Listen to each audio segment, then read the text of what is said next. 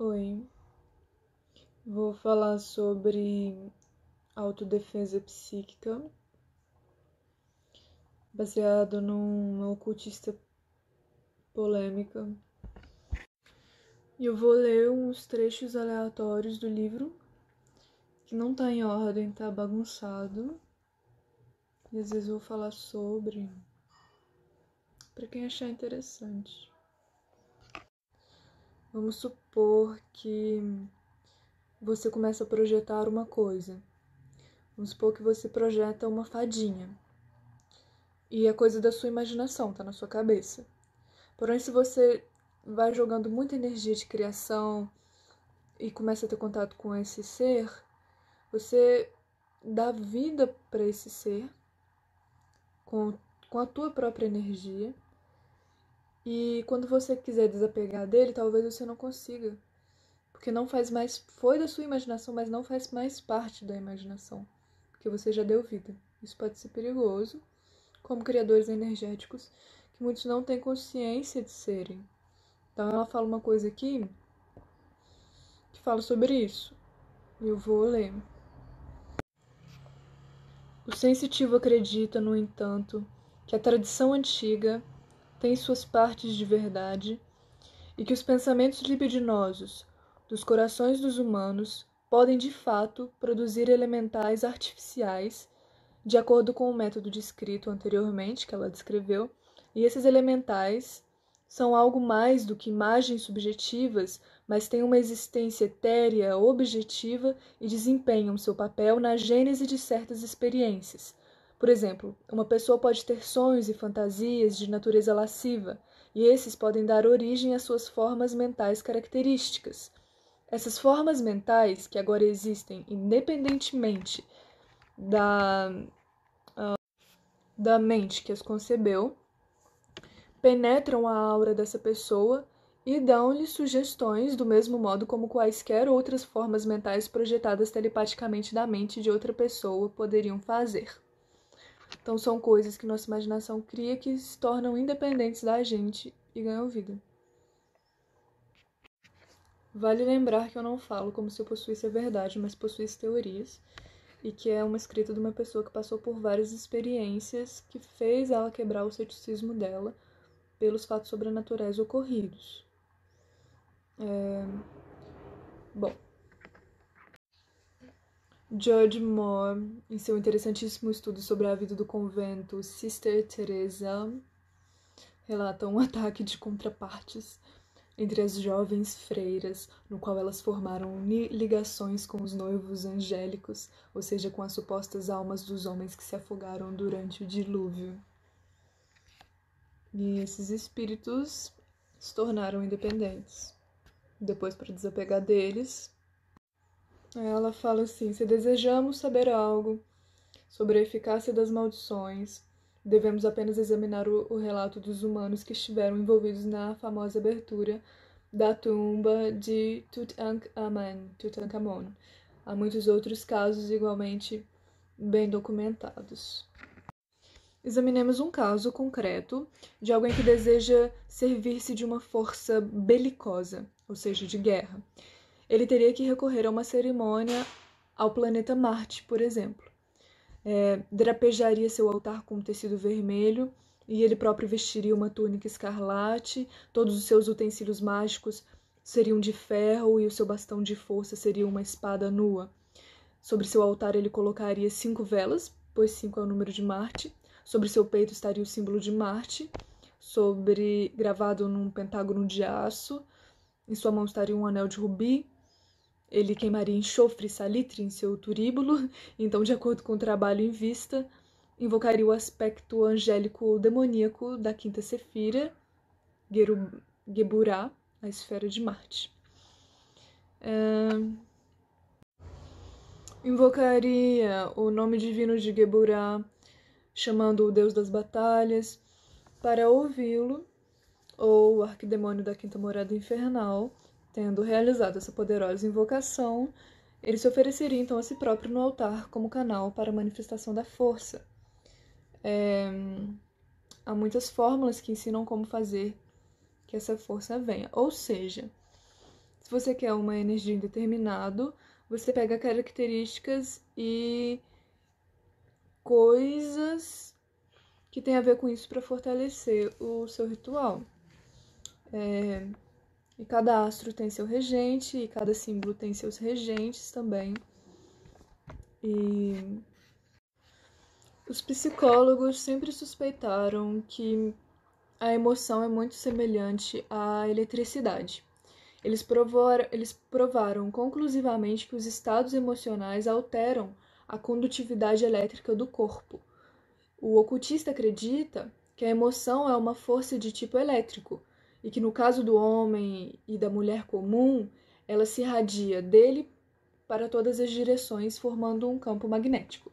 Mas no caso do ocultista treinado, ele pode ser concentrado num feixe direcionado. Aí ela fala assim: sempre me pareceu que na obsessão não temos a substituição real de uma alma por outra, mas o domínio completo de uma alma por outra. É um domínio hipnótico, e podemos explicá-lo nos termos da conhecida psicologia da hipnose, sendo o hipnotizador, no caso, uma entidade astral. Isso é perigoso.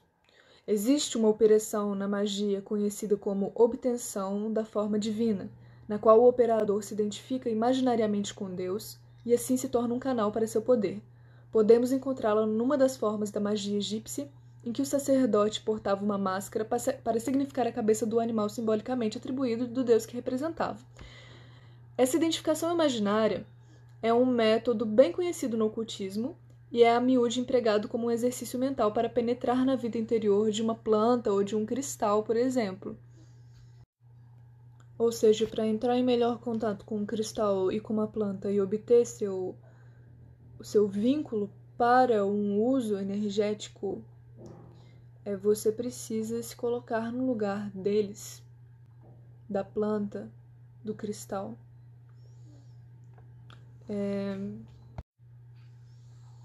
E tomar cuidado também com certas substâncias, porque pro sensitivo, tem gente que fala assim, essa pessoa é aberta, essa pessoa é fechada. Mas não existe uma pessoa que é totalmente fechada.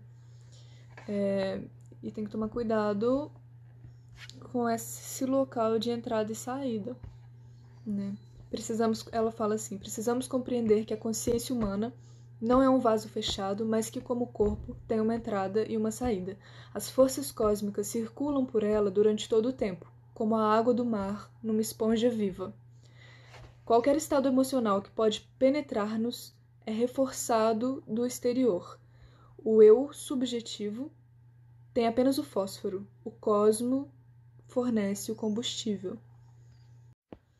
Assim que o fogo se acende, as forças cósmicas do tipo adequado irão atiçá-lo. Assim como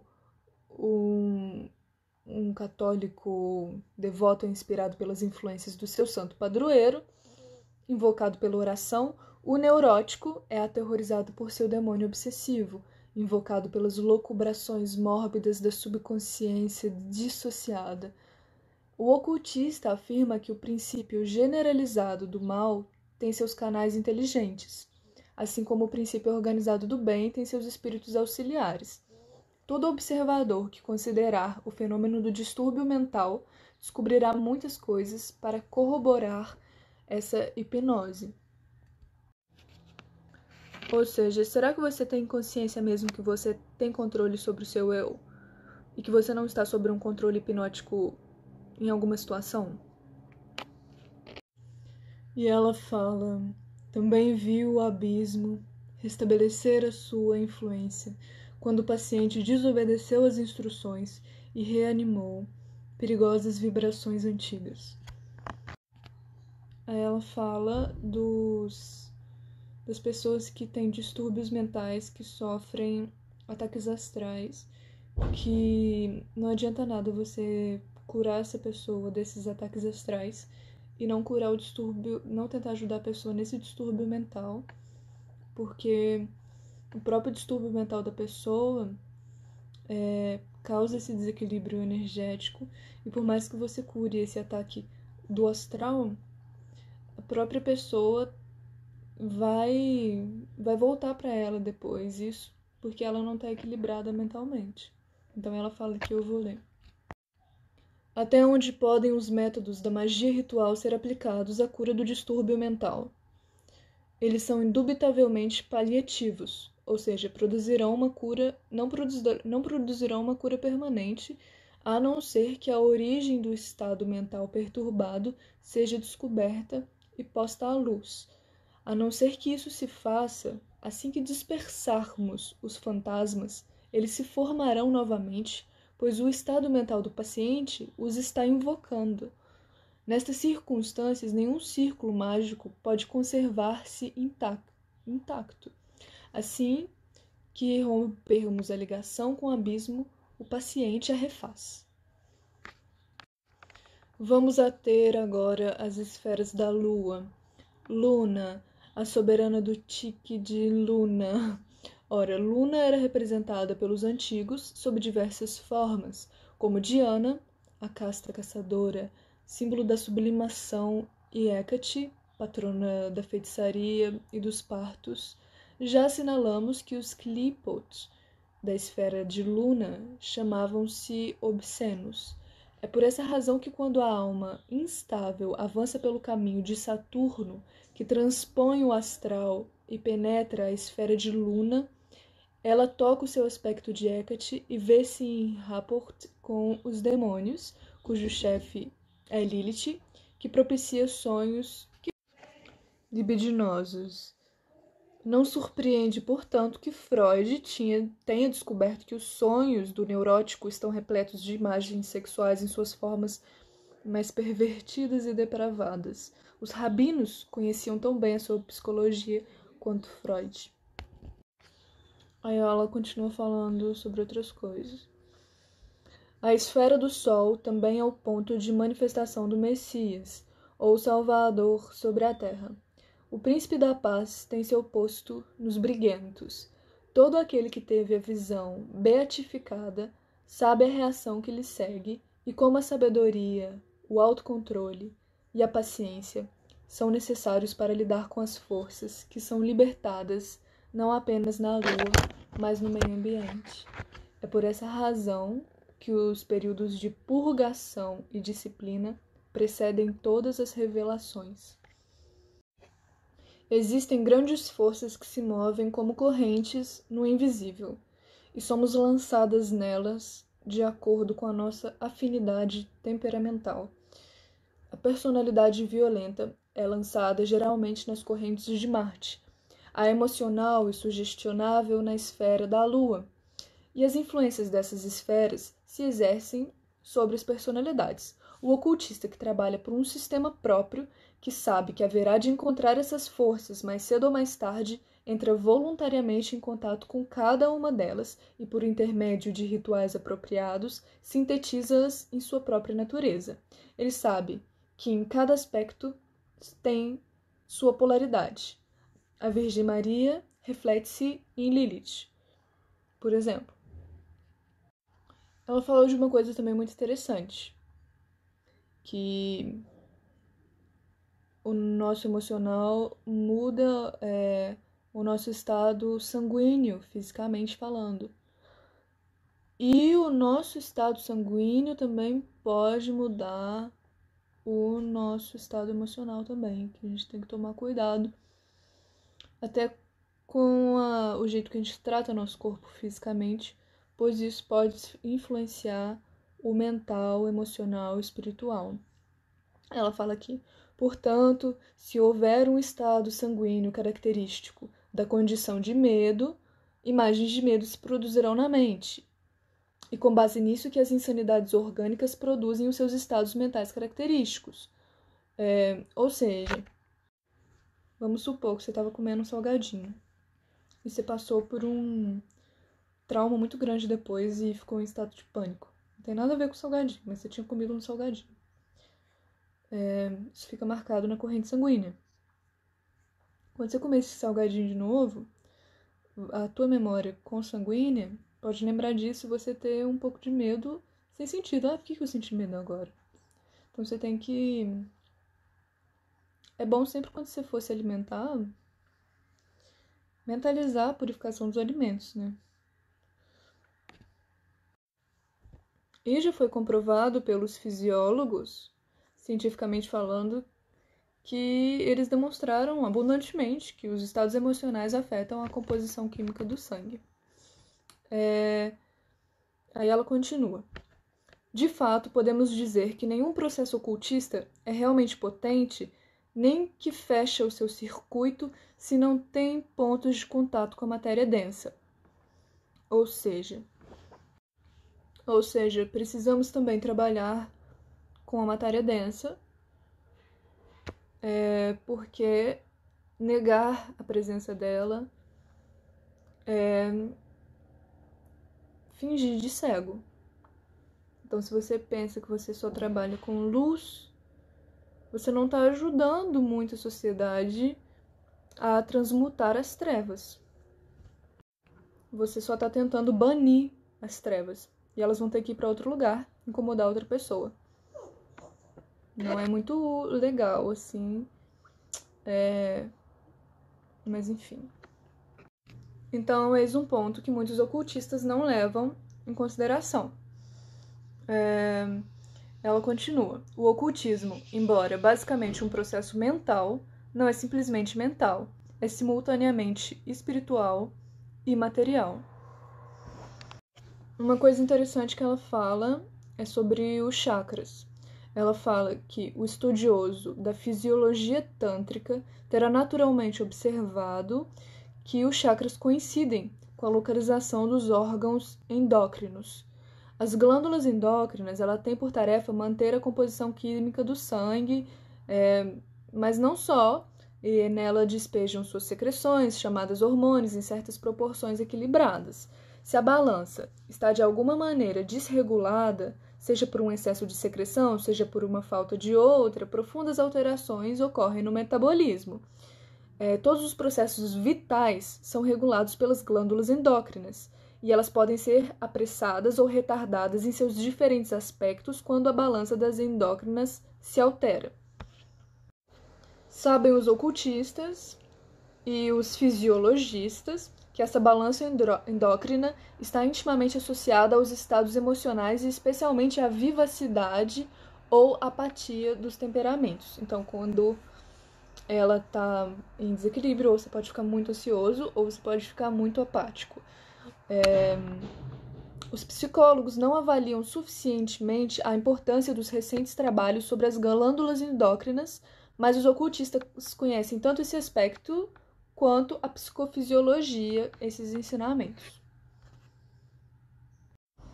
Pessoas doentes podem atrair astrais densos se ela não lida bem com essa doença. Então, aí você fala, ai, tadinha, ela já tá doente e vai atrair coisas astrais densas.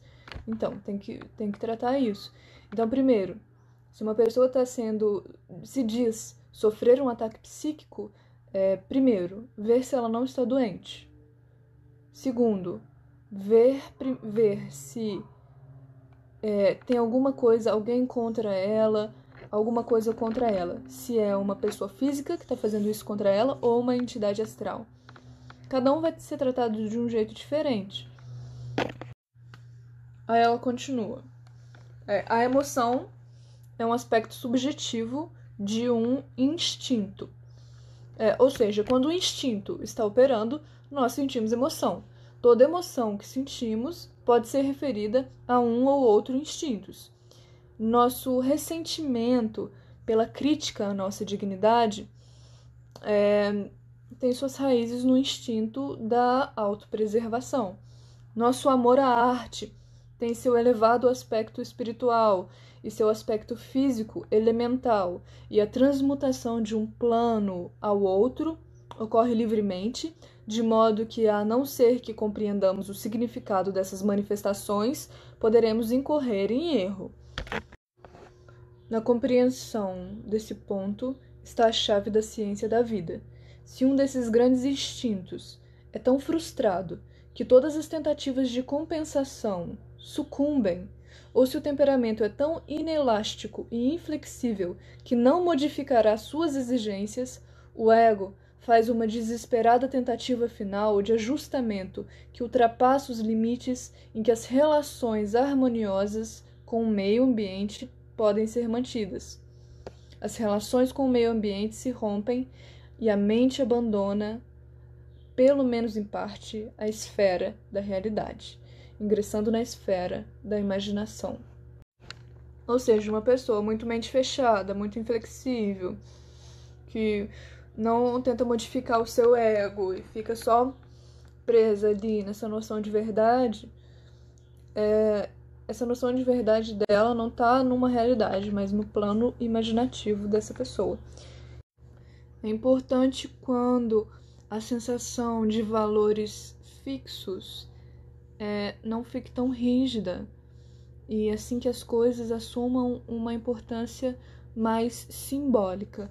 Então, esse rompimento pode ser parcial, restringindo-se a certos aspectos da vida, até porque se for generalizar, é mais complexo de lidar sobre isso. Essa psicóloga, essa ocultista é uma psicóloga também, era, porque já faleceu, e ela fala uma hora sobre histeria. Aí depois que ela fala sobre histeria, ela continua falando sobre histeria, mas eu vou ler um pedaço aqui. Na histeria, as forças odiosas da vida permanecem no canal, mas jorram com força concentrada por qualquer comporta que possa estar aberta para elas. Consequentemente, ao invés de o rio, sob obstrução, ser um corpo de água que flui suavemente, ele desce em rápidos e sorvedouros difíceis e perigosos para navegar, de modo que o barco da vida neles naufraga. O país circunvizinho é também reduzido a um lamaçal, nem terra, nem água. Em outras palavras, o temperamento torna-se tempestuoso e indevidamente emocional, e os fatores de julgamento e autocontrole se descoordenam. Esse temperamento está perpetualmente em dificuldades com a vida e, periodicamente, as emoções reprimidas transbordam em acessos de gritos e movimentos musculares convulsivos que agem como válvulas de segurança e aliviam temporariamente a pressão. Vale ressaltar que ela é uma pessoa que nasceu em 1890, né? Mas enfim. E ela fala aqui: o humano que, rejeitando os passos graduais do caminho da iniciação, escolhendo subir como um foguete, terá depois que descer apoiado numa bengala.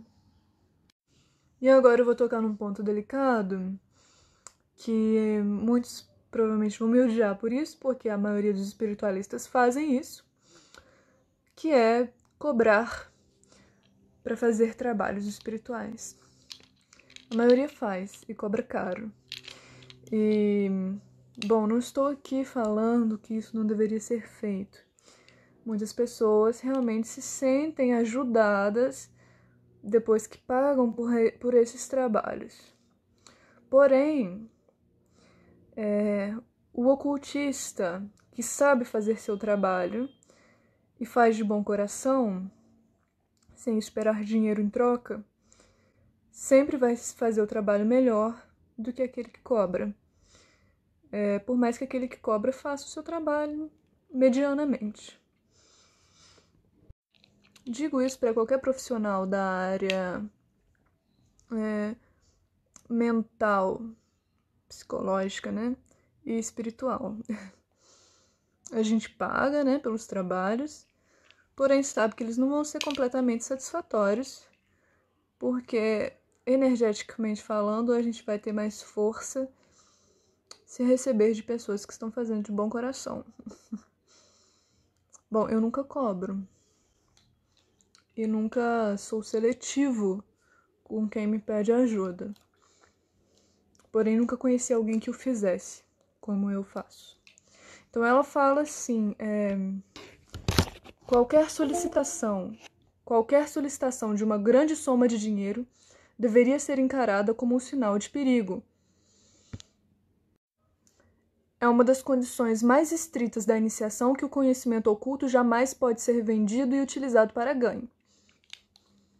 São os famosos espiritualistas prostitutas, né? Mas, enfim, o que eu queria dizer é que eu não estou falando que é errado novamente cobrar. Mas só que não é a maneira que você vai usar o seu poder energético de forma mais satisfatória possível. As pessoas vão sempre estar ganhando de ti, não a sua energia máxima, não o seu melhor. Enfim, aí você fala assim, a gente precisa de dinheiro para se sustentar, já que a gente trabalha com isso, e a gente também merece dinheiro para se sustentar. E ok, tudo bem. Porém, quem quer trabalhar ajudando as pessoas espiritualmente tem que aceitar a pobreza. Porque que espiritualista bom você é se você é tão preso ao material? Então, assim, eu acho que, lógico que a gente tem que ter uma condição financeira estável para poder ajudar as pessoas quando essas pessoas precisam da gente. Porém, tem quantias absurdas aí, né? Um pedreiro fica um mês inteiro quase morrendo de trabalhar, acabando com o corpo, morrendo de trabalhar mesmo, ganhando muito pouco. Aí vem um artista, pinta a cara de vermelho, começa a esfregar a cara na tela e fala: aí minha arte, toma, 3 mil reais. E passa um mês de boa. Eu fico tipo, tá bom, é a pessoa que comprou, e se a pessoa vendeu a arte por esse preço e conseguiu vender, tudo bem, que bom pra ela. Mas o trabalho braçal é desvalorizado, tá vendo a diferença? O que eu tô falando aqui não é que... Não tô julgando o que cobra a sua arte cara ou o que paga a arte cara. Eu tô julgando a pessoa que paga barato num serviço que ralou muito pra fazer e aceita pagar caro no serviço que não ralou nada pra fazer. E acha normal pagar barato e acha legal pagar barato por uma coisa assim, entendeu? Todos nós caímos nisso. Todos nós. Não tô julgando os outros e me tirando dessa. Ela continua falando aqui. Os maiores adeptos sempre vivem em reclusão. Não só porque precisam de solidão para o seu trabalho, mas também porque a sua influência sobre as almas despreparadas produz uma reação muito violenta. E isso termina na cruz ou na taça de cicuta. Mas assim, a solidão também gera muitos espíritos que vêm tentar, né? Então, isso pode ser ruim também, mas é bom para fortalecer a alma. Ela continua aqui. Aconteceu então uma coisa curiosa. Eu ouvi claramente uma voz interior dizer-me: finja que está derrotado antes de o estar realmente. Eles cessarão o ataque e você poderá sair. O que era essa voz, eu jamais soube. Ela disse, né? Aí ela continua aqui. Se percebermos que o vínculo se estabeleceu na forma de uma linha de luz, ou seja, se você está conversando com alguém e você sente esse vínculo de luz com essa pessoa, como um cordão ou uma forma similar, presa ao plexo solar, geralmente aqui no diafragma, ou a fronte, ou a qualquer outra parte do corpo, a melhor maneira de cortar isso é forjar uma aura mágica. Ou seja, quando você sente que você teve um vínculo com essa pessoa e que você não se sentiu bem, corte. Visualize então esse cordão, que geralmente sai do plexo solar até o plexo solar da pessoa, e visualize uma espada de luz. E literalmente corte esse cordão e imagine que esse cordão que ficou com a pessoa entre em chamas. Porque ele, quando você cortar com a espada, ele vai vir feito um tentáculo de um polvo se conectar contigo novamente. e você bota esse cordão em chamas. O poder de mentalização, ele ajuda, energeticamente falando,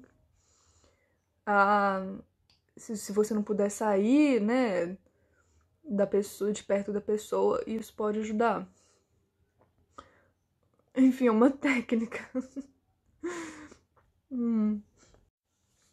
Geralmente, os espiritualistas e bruxos e tudo mais, eles fazem rituais para banir as energias malignas. Tipo, foda-se, não quero te ajudar, quero você longe de mim, porque você é maligno, né? Geralmente isso que acontece, não tô julgando. Não, se a pessoa não tá preparada para lidar com as energias malignas, é isso que ela tem que fazer mesmo. Rituais de banimento.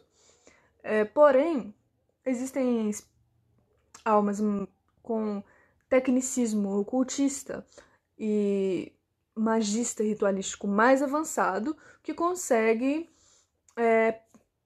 nessas energias malignas, emanar luz para elas.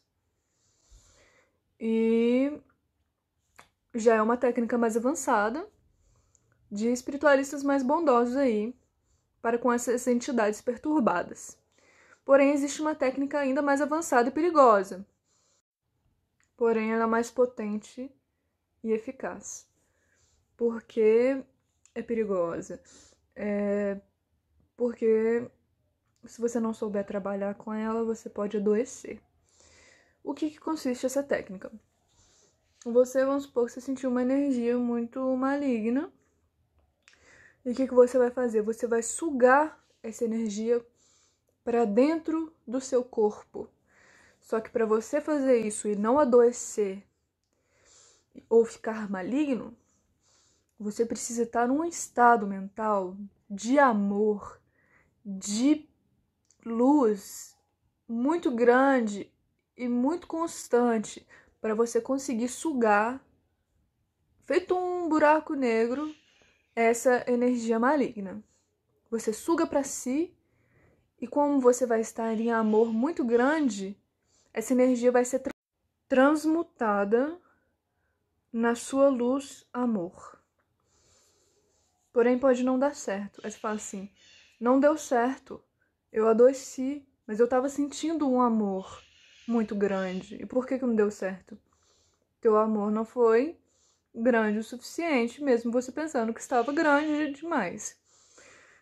Então, por isso que são pessoas que realmente já estão numa técnica avançada de luz. E esse amor é um amor capaz de abraçar uma magnidade, um ser maligno muito trevoso. Não é para qualquer um. Então, assim, é uma técnica mais avançada, mas é uma técnica extremamente eficaz. Esse de sugar para esse ser se transmutar. E depois você libera ele. E por mais que dê certo e você fique bem, você vai ficar muito cansado, vai precisar de repouso. Ela fala depois de um fator interessante, que são pessoas que usam a clarividência. Tem pessoas que usam esse poder de visão para tentar intuitivamente entender o que está acontecendo na mente da pessoa. Não estou falando que vai ser certeiro, mas às vezes eles sentem. Mas tem outra técnica para tentar entender isso. E é projetar um animal astral para ir até lá e depois que ele voltar, você se comunicar com esse animal. Para você não ter que se usar para tentar entrar lá telepaticamente diretamente com sua mente. Isso pode ser mais perigoso. Então, ela fala aqui, vou ler. Para a visão astral, o vínculo telepático surge como um raio de luz ou como um fio brilhante ou alguma forma mental semelhante, pois é assim que ele é comumente formulado pela pessoa que produz o vínculo magnético. Acontece às vezes, no entanto, se o operador tem um elevado grau de iniciação, que ao invés de ligar o raio diretamente à pessoa com quem deseja entrar em contato, ele formula um animal astral para o qual transfere uma pequena quantidade de sua própria consciência. Essa forma animal chama-se observador. Ele não age por sua própria iniciativa, a não ser quando atacado, e nesse caso, ele se defende com a natureza das espécies a cuja semelhança foi feita. Ou seja, se você levou um tigre para observar a pessoa, se essa pessoa atacar esse tigre tiver consciência dessa energia perto dela, ele vai atacar feito um tigre. Mas geralmente a pessoa não vai perceber que tem um tigre lá observando ela. Então isso serve mais para outras entidades que aparecem perto desse tigre, que é o observador, pode ser qualquer animal. E ele, se atacar ele vai atacar feito um tigre essas energias para voltar a fazer o trabalho dele, que é observar essa pessoa, para depois me passar esse trabalho, que é uma telepatia indireta, entendeu? Então, eu vou continuar lendo aqui. Não sei onde que eu parei. Utiliza-se o observador para obter-se um relato do que está acontecendo sem a necessidade de concentrar a consciência sobre um foco. Quando a substância psíquica do observador é reabsorvida pelo adepto, nós que lançamos, este fica a par do conteúdo da consciência da forma que criou e daquilo que foi observado. A desvantagem desse método repousa na vulnerabilidade do observador, o animal astral, ao ataque psíquico e no fato de que seu projetor, nós, somos afetados se ele for injuriado ou desintegrado. Ou seja, se essas forças astrais atacarem esse animal e ele não conseguir atacar de volta a ponto de se defender e se desintegrar, nós somos atacados energeticamente, porque nós que criamos e veio de nós essa energia. Mas, se ele não for atacado, então, e voltar, a gente pode receber esse conhecimento. Claro que a gente tem que ter consciência que esse conhecimento telepático que vem, não tomar ele como 100% da verdade, porque é um conhecimento incerto e instável, né? Então, assim, tomar esses saberes como ou sinais ou coisas simbólicas a serem interpretadas e absorvidas da sua forma, mas não como a verdade absoluta. Nada como a verdade absoluta. Mas não desconsiderar totalmente, porque é um conhecimento que vem do inconsciente. E o inconsciente está ligado à coletividade. Então tem essa conexão que a gente pode usar dela. Tem uma dica que ela dá também quando você sente que está sendo vampirizado por alguém ou por alguma energia. Aí ela fala assim, vou ler. Quando estiver negociando com uma pessoa que suga a sua vitalidade, cruze os dedos e deponha as mãos entrelaçadas sobre o plexo solar, meio embaixo do peito aqui, no diafragma, mantendo os cotovelos pressionados contra os flancos, tipo, juntos aqui. Conserve os pés juntos, assim você põe em contato todos os seus terminais e faz o seu corpo ficar com um circuito mais fechado. Nenhum magnetismo escapará de você enquanto estiver nessa atitude, se você mentalizar isso, e seu amigo provavelmente se queixará dos seus modos, mas você sempre pode falar com gentileza. Aí que eles falam também de pessoas que você tem uma técnica mais simples, né, que ela fala, que é para você, quando tá sentindo energias densas para com essa pessoa, imaginar uma folha de vidro laminado entre você e essa pessoa. Você pode ver ela, pode ouvir ela, mas o magnetismo dela não pode te alcançar de maneira satisfatória para que te atinja. Então você visualiza essa folha de vidro como se ela fosse absolutamente impenetrável para certas energias densas. Então, se você sente que tá demais, aí você imagina um muro de tijolos mesmo. Tipo, você não está aqui, eu não posso vê-lo ou ouvi-lo, você simplesmente não existe se você não conseguir lidar com aquela energia naquele momento. Não que aquela energia seja ruim, mas você não consegue lidar. Para quem trabalha com arcanjos e gosta de evocar os 4 quadrantes, norte, sul, leste e oeste, eu não costumo trabalhar com arcanjos. Tento trabalhar melhor meu perdão luciferiano. Porém, respeito muito eles. Então, assim, geralmente o arcanjo Rafael está relacionado aos poderes do leste, que é o elemento ar. No sul, o fogo está relacionado a Miguel. A oeste, da água está relacionado a Gabriel e ao norte está relacionado a Uriel. Ela fala sobre o alho e a cebola como poderes energéticos. Aí ela fala aqui, ó. Um método tradicional de purificar a má atmosfera psíquica de uma casa, método que posso dizer que é eficaz devido à minha própria experiência, é espalhar alho sobre o local, deixá-lo durante a noite, recolhê-lo e queimá-lo. Entre as pessoas do campo, quando se aguardam visitas desagradáveis, uma cebola é às vezes colocada num vaso sobre o consolo da lareira, como se fosse um bulbo de jacinto, e solenemente queimado no fogo da cozinha após a partida dos visitantes, pois se acredita que a cebola tem propriedade de absorver emanações nocivas. É curioso observar, a esse propósito, que numa mina de carvão que conheço, os mineiros foram proibidos de trazer cebolas para o trabalho como parte de seus lanches, porque as cebolas absorvem os gases subterrâneos e se tornam venenosas. Meu informante me disse que ele e outros haviam levado cebolas escondidas para baixo e apreenderam, por uma amarga experiência, a sabedoria dessa norma, ou seja, foram prejudicados. Mas assim, não só a cebola absorve mais, então é mais perigoso. Porém, qualquer alimento, se você estiver num lugar com muita poluição de ar, você vai ser infectado. Então, cuidado com os lugares que você se alimenta. Se você está se alimentando no meio da rua, passa um caminhão exalando aquele monóxido de carbono, já não basta respirar, você vai comer o alimento também e vai para outras partes do teu organismo. Então, toma cuidado também, né? Não só energeticamente, mas fisicamente. Porque agora eu falando, vamos falar assim, tudo é Gaia, tudo é sagrado, tudo tem um lado de luz, blá, blá, blá. Ok, o monóxido de carbono tem seu lado luminoso também. Porém, se você inala monóxido de carbono, para você purificar isso no seu corpo vai ser mais difícil que oxigênio. Se você beber veneno, vai ser mais difícil de se purificar do que se você beber água. Tudo é sagrado, tudo é sagrado. Porém, certas coisas são mais difíceis, porque a humanidade em si já jogou uma energia naquilo que é mais difícil de lidar.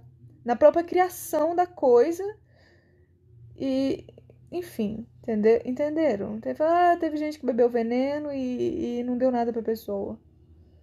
Sim, eu tive uma cachorra uma vez que comeu um prato de veneno de rato e não deu nada pra ela, nenhuma dor de barriga, porque ela tinha chegado na casa e eu não sabia que nessa casa tinha um prato de veneno de rato perto das plantas.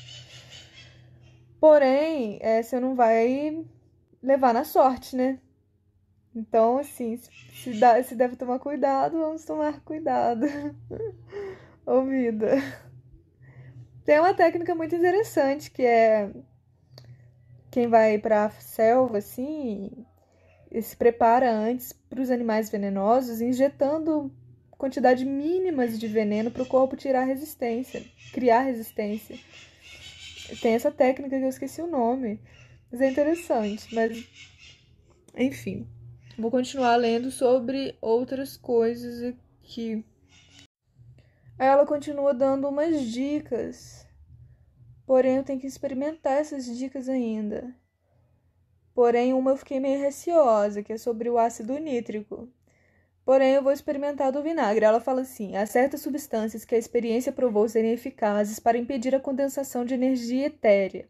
Sal consagrado dissolvido em vinagre e colocado num pires no quarto poderá dissolver baixos graus de força, mas para potências mais elevadas é conveniente utilizar ácido nítrico, derramando uma pequena quantidade deste num pires e expondo-o no ar.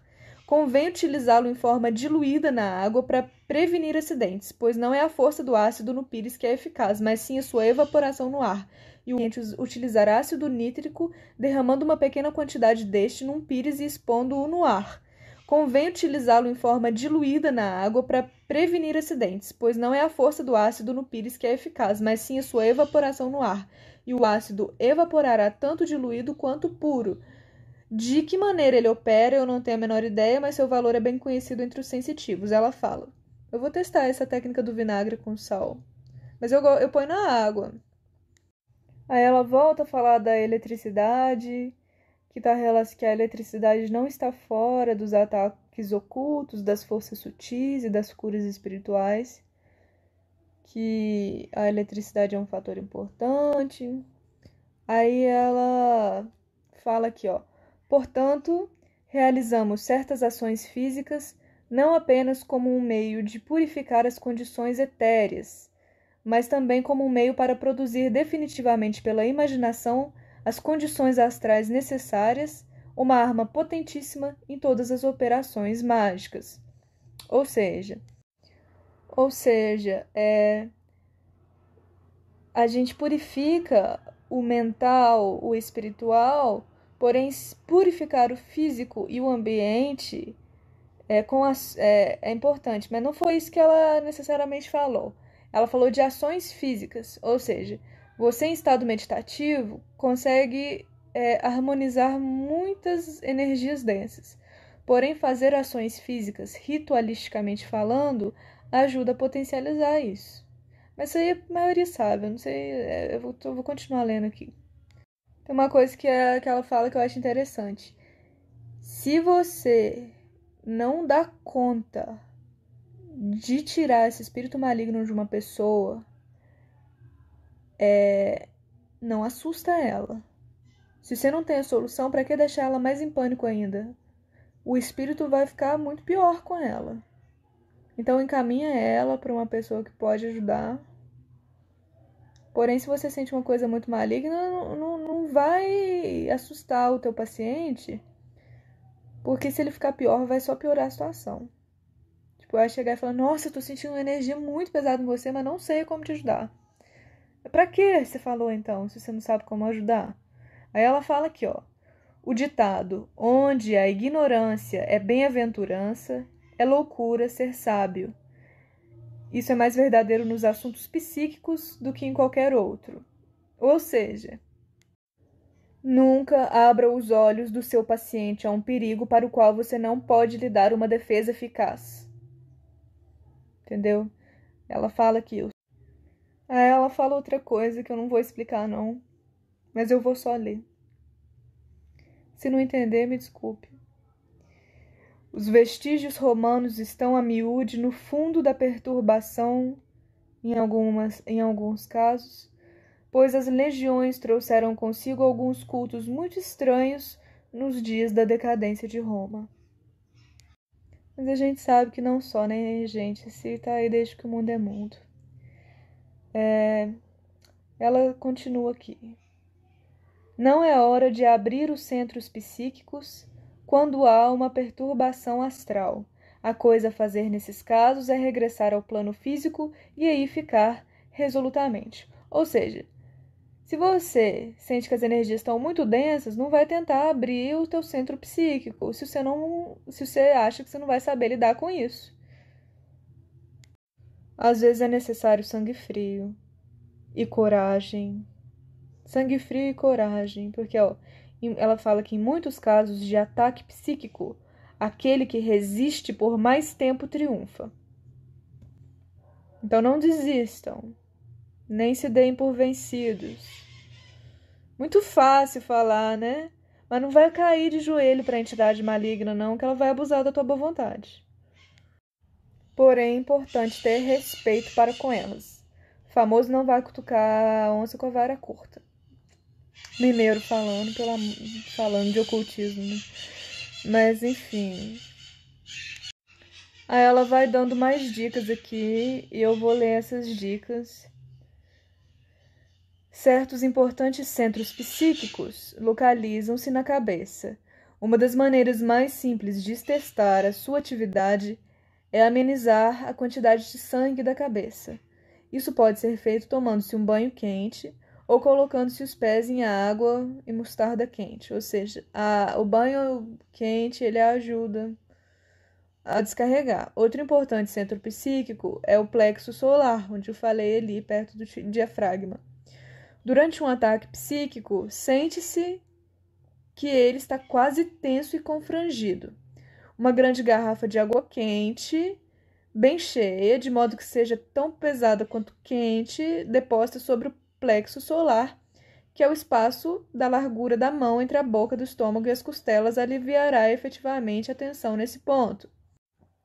Então, uma garrafinha quente ali no abdômen, na parte mais do diafragma, pode harmonizar um pouquinho, geralmente, sentimentos de pânico e medo em relação a certas forças astrais. Ela continua aqui.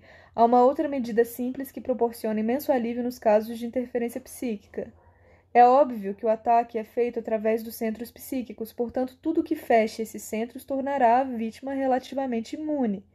É sabido que uma pessoa embotada e materialista pode viver impunemente em casas assombradas que levem o sensitivo à loucura e ao suicídio.